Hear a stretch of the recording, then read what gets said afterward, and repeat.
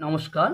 আমরা যারা সনাতনী ধর্মের অনুসারী, আমরা যে কোনো দৈবিক কর্ম বা পূজা অর্চনা করবার পূর্বে যে মন্ত্রটি বলে আমাদের মন ও শরীরকে শুদ্ধ করি, সেই মন্ত্রটি সম্পর্কে জানা যাক ও তার বাংলা অর্থ।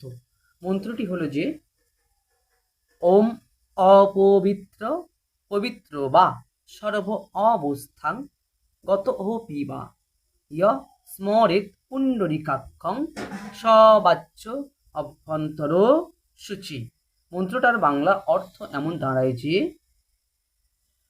অপবিত্র অথবা পবিত্র সকল অবস্থান আমার দূরীভূত হয়েছে। ইয়ৎ স্মরেত, যখন আমরা পুণ্ডরিকাক্ষকে স্মরণ করছি, আমার মন ও শরীর শুদ্ধ হয়েছে।